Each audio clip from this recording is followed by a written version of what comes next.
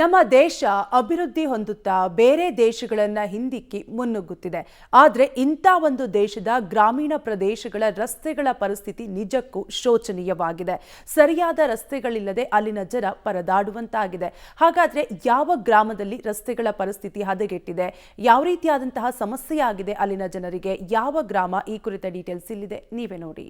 ಪ್ರಕೃತಿ ಮಡಿಲ ನಡುವೆ ಪುಟ್ಟ ಪುಟ್ಟ ಮನೆಗಳು. ದಶಕಗಳೇ ಕಳೆದ್ರೂ ಗ್ರಾಮಕ್ಕಿಲ್ಲ ರಸ್ತೆ, ವಿದ್ಯುತ್ ಸಂಪರ್ಕ. ಪ್ರಕೃತಿ ವಿಕೋಪ ನಡೆದ್ರೆ ಬೆಟ್ಟ ಗುಡ್ಡ ಏರಿ ಸಾಗುವ ಅನಿವಾರ್ಯ. ಊರಿನ ಜನರಿಗೆ ಇಂದಿಗೂ ತಪ್ಪದ ಸಂಕಷ್ಟದ ಪರಿಸ್ಥಿತಿ. ಮಡಿಕೇರಿ ತಾಲೂಕಿನ ಮುಕ್ಕೊಡ್ಲು ಎನ್ನುವ ಪುಟ್ಟ ಗ್ರಾಮದಲ್ಲಿ 150ಕ್ಕೂ ಹೆಚ್ಚು ಕುಟುಂಬಗಳು ಸಂಕಷ್ಟದ ಪರಿಸ್ಥಿತಿಯಲ್ಲಿ ಬದುಕು ನಡೆಸುತ್ತಿದೆ. ಈ ಗ್ರಾಮದಲ್ಲಿ ತೆರಳುವ ರಸ್ತೆಗಳು ಸಂಪೂರ್ಣವಾಗಿ ಹೊಂಡ ಗುಂಡಿಗಳಿಂದ ಕೂಡಿದೆ.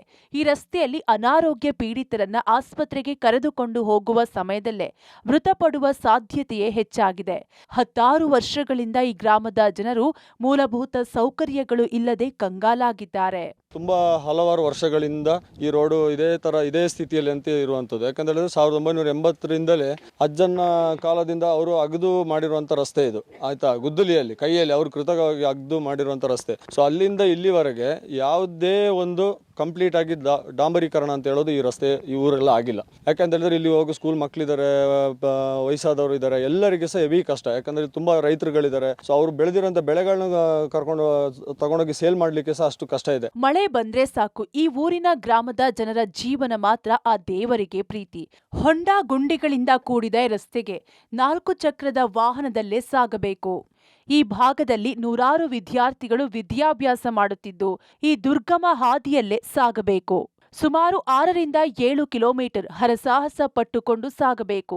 ಪ್ರತಿನಿತ್ಯ ಇಲ್ಲಿ ಓಡಾಡುವ ಗ್ರಾಮದ ಜನತೆ ಸಾಕಷ್ಟು ಸಮಸ್ಯೆಯನ್ನ ಎದುರಿಸುತ್ತಿದ್ದಾರೆ. ಪರಿಸ್ಥಿತಿ ಏನಂತಂದ್ರೆ ನಮಗೆ ಬರೀ ರೋಡ್ದು, ಕರೆಂಟು ಮತ್ತೆ ನಮ್ಮ ಮೊಬೈಲ್ ನೆಟ್ವರ್ಕ್ ಮೊಬೈಲ್ ಈಗಾಗಲೇ ಸ್ಯಾಂಕ್ಷನ್ ಮಾಡಿದ್ರು ಪ್ರತಾಪ್ ಸಿಂಹ. ಆದ್ರೆ ಅದು ಸರ್ವೆಗೆ ಬಂದಾಗ ನಮ್ಮ ಇಲಾಖೆಯವರು ಬಂದು ನೋಡಿದಾಗ ನಮ್ಮ ಪೈಸಾರಿ ಜಾಗ, ಕಲ್ಲುಗುಡ್ಡ ಅಂತ ಹೇಳೋ ಜಾಗದಲ್ಲಿ, ಪೈಸಾರಿ ಜಾಗದಲ್ಲಿ ಅದನ್ನ ಫಾರೆಸ್ಟ್ ಅಂತ ಹೇಳಿ ಫಾರೆಸ್ಟ್ ಅವರು ಅಬ್ಜೆಕ್ಷನ್ ಮಾಡಿ ಅದು ವಾಪಸ್ ಹೋಗುವಂತ ಕೆಲಸ ಆಗಿದೆ. ಇಲ್ಲಿ ಶಾಂತಣ್ಣ ಬೋಪಯ್ಯ ಅಂತ ಹೇಳೋ ಜಾಗ ಈಗಾಗಲೇ ಕೊಡುವಂತ ವ್ಯವಸ್ಥೆ ಆಗ್ತದೆ. ಅದು ತಕ್ಷಣ ಈ ಪರಿಸ್ಥಿತಿಗೆ ಎಲ್ಲರೂ ತೊಂದರೆ ಅನುಭವಿಸ್ಕೊಂಡೇ ಬಂದಿದ್ದೀವಿ. ಕರೆಂಟ್ ಮಳೆಗಾಲ ಅಂದ್ರೆ ಇಲ್ವೇ ಇಲ್ಲ, ಹುಡುಕಿದ್ರು ಇಲ್ಲ. ಮತ್ತೆ ವಿದ್ಯಾರ್ಥಿಗಳು ನೋಡ್ಕೊಂಡು ಹೋಗೋದು ನಾವು ಆ ಕಾಲದ ನಾವು ನೋಡ್ಕೊಂಡು ಹೋಗ್ತಿದ್ದೀವಿ. ಇವತ್ತು ಇಲ್ಲಿ ಸರ್ಕಾರದ ಕಡೆಯಿಂದ ಸ್ಪಂದನೆ ಆಗ್ತಾ ಇರೋದು ಸಾಲದು. ಅಷ್ಟು ಮಾತ್ರವಲ್ಲ, ಇಲ್ಲಿ ವಿದ್ಯುತ್ ಹಾಗೂ ನೆಟ್ವರ್ಕ್ ಸಮಸ್ಯೆ ಕೂಡ ಇದೆ.